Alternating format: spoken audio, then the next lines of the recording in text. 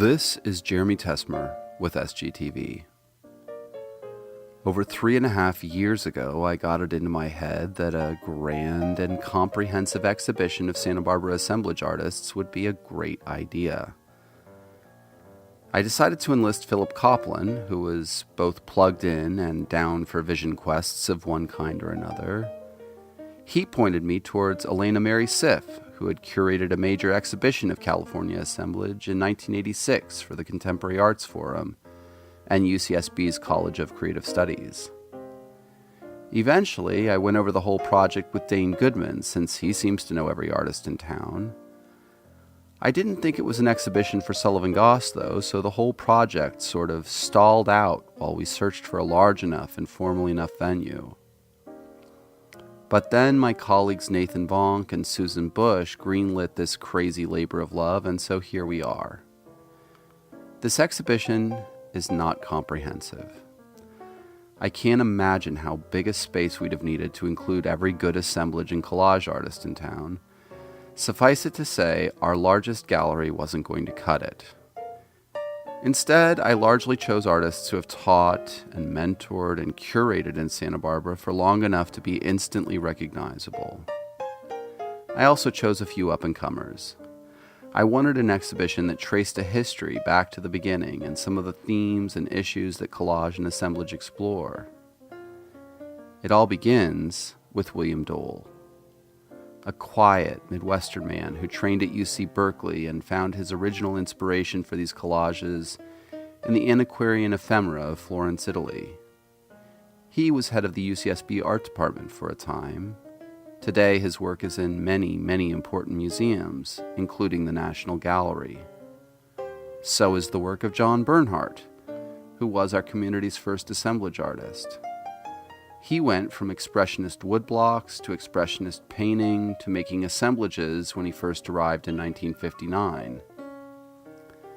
I am sometimes asked, what is it about Santa Barbara that makes this, as local writer Charles Donnellan once called it, one of our community's most characteristic and indigenous forms?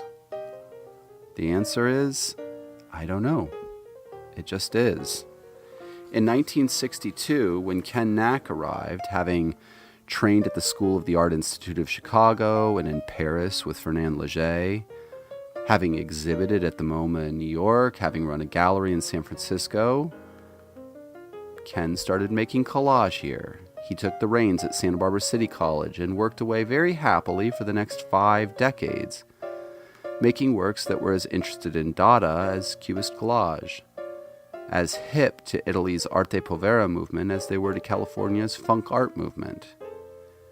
And then Ron Robertson arrived in 1967, having already studied alongside Cy Twombly and Robert Rauschenberg at Black Mountain College, and having mastered abstract calligraphy, papermaking, and ink brush painting in Japan.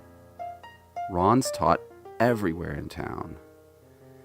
And so, even the students of these artists, or those who were impressed by their success, are now the storied and ensconced artists of the area.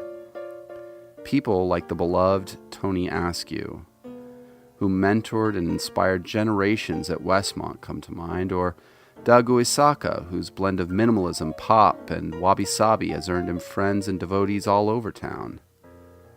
Mary Hebner studied directly with William Dole and even TA'd his class.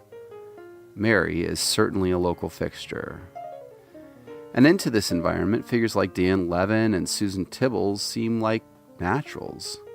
They've been here forever too, making work and making a way for that to continue in an environment that wasn't always cheering them on. You know what? This story is just too long to go into. I haven't even mentioned Virginia McCracken, or Tala Vitzer, or Joe Shea, or Nancy Gifford, or Inga Gazita, or Peggy Ferris, or Angela Holland, or Michael Long, or Sue Van Horsen. And these are the artists who are in the show. These are the fascinating artists whose stories touch on deep issues with collage and assemblage. I could go on and on about them, but it's too much to go into here. You'll have to buy the book. Let's just say that these artists are important members of Santa Barbara's art family, and so we can't afford to treat them like the proverbial redheaded stepchild anymore. The Red-Headed Stepchild, The History of Collage and Assemblage in Santa Barbara, 1956 to 2018, will be on view through October 14th. Honestly, you should come see it.